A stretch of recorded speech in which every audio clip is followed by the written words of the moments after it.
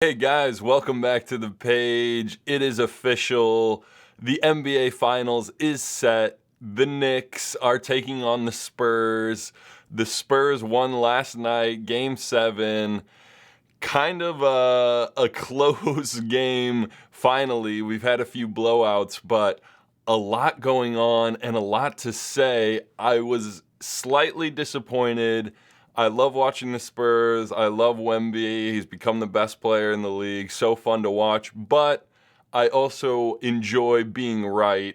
And before the season started, before the playoffs started, I had Thunder versus Knicks as my finals matchup. I thought for sure the Thunder are the best team and the Knicks have the best starting five. They're going to win the East. The Thunder are going to win the West. That's going to be our NBA Finals. And I thought for a little bit I was going to be right for sure.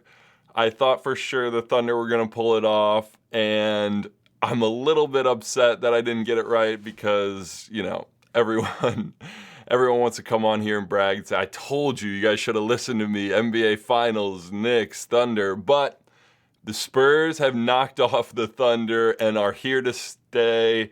They could dominate the West for a while now. It doesn't look good for the rest of the West because I did not see this coming. In their first playoff run, I thought, no way in hell the Spurs, got to win 4 games, best of 7, all these great players in the West. Anthony Edwards, Jokic, obviously everyone on the Thunder, Lakers.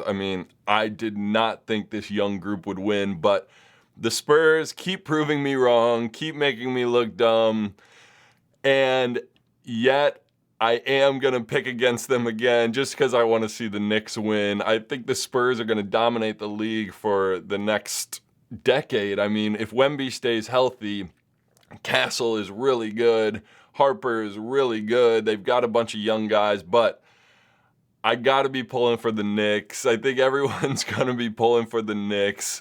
But let's get into a little bit from last night, the Spurs versus Oklahoma City, and kind of what it means around the league.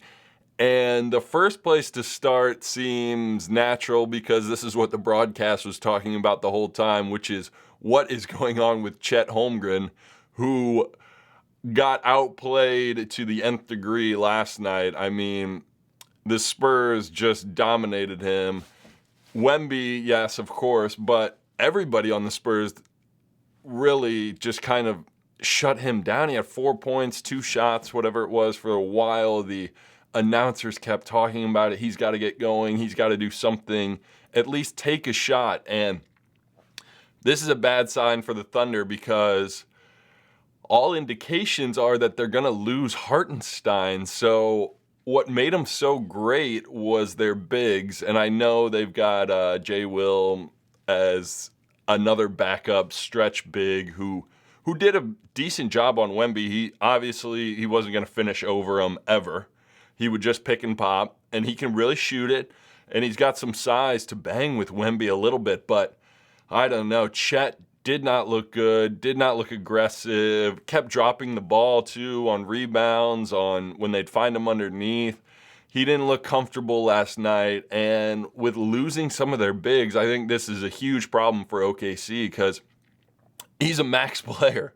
Obviously, he didn't look like it last night, Chet, but if he's going to be making that much money, and he's going to be in the same conference as Wemby, you would expect a little bit more of a battle there, and it didn't happen. He was thoroughly outplayed. Maybe one game he played pretty well, and even that, he had, 15 and 11? It was a good game, of course, but they need more from him, especially if they're losing their other bigs. So the Thunder, I don't know what's going to happen. We were all saying dynasty, but even Shai last night looked really good. Obviously, he played amazing, really scored. He was their offense. No one else could hit shots, even at home. Case and Wallace could hit shots, but the rest of the team, no one was making shots. But Shai, it's a little concerning to me because when they play the Spurs and Wemby is not really respecting whoever's setting the screen and either rolling or popping, whether it's Hartenstein or Chet or Williams, backup big, like, it doesn't really matter. Wemby's staying with Shai for a while, and so Shai had some weird sidewinders, 18 to 20 footers. Like, he made a couple of them, but over Wemby, like, could he even see the rim on some of them?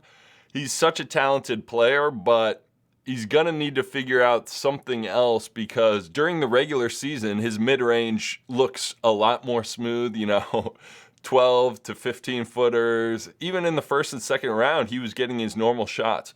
Against the Spurs, with their athletic guards getting over the screens and Wemby and Cornet or whoever their bigs are staying with Shai, it does not look as good. It looks like fall away threes, step back threes, fall away mid-range, and he's talented enough to make it, but I don't know. The Thunder, of course, they're missing Mitchell and J-Dub, two of their biggest creators. I get that, but it looked like they would just give the ball to Shai and say, make something happen, and it did not look that good. And going forward, this rivalry, Spurs-Thunder, Shai's going to have to make some adjustments too. I mean, Wemby's just going to keep getting better, and I think he'll get even more fluid, stronger. They'll get him, to a place where he really is head and shoulders the best player in the league. Right now, he is the best player in the league still, but I think he's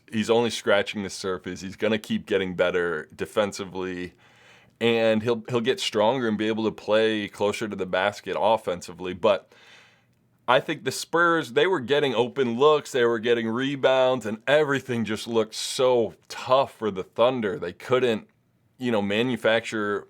They got some open looks, but guys were not hitting them, and then Shai would go one-on-one, and it was tough. So I'm excited for this matchup in the final, Spurs-Knicks, because I think Karl-Anthony Towns is going to pop a lot, set a screen and pop, and try to make Wemby play out of that closeout. Is Karl-Anthony Towns just going to shoot it every time? Because he likes to say he's the best shooting big man, and if you just let him shoot it, I mean, I know Wemby's coming back to recover, but it's interesting how the Spurs are going to guard Brunson, and it's interesting to see how the Knicks are going to play. Are they going to give it to Karl-Anthony Towns at the top of the key like they did against Atlanta? I'm not so sure. If Wemby's guarding him, of course you want Wemby away from the basket, but still, it's hard to play over Wemby. Karl-Anthony Towns in the middle of the floor, I don't know. It's so interesting to me. There's so much going on in these finals. I'm pulling for the Knicks. No offense to the Spurs. I love watching Wemby. I'd love to see a 6 or 7 game series here. If we have a short finals, I'm going to be disappointed, because I think these are the two best teams going at each other, both healthy, relatively, besides Mitchell Robinson, I know, is out, and De'Aaron Fox is starting to look better for the Spurs. Same with Harper. So it's an exciting time. The finals, it's the best, the best series in sports, the top basketball, the pinnacle of basketball around the world.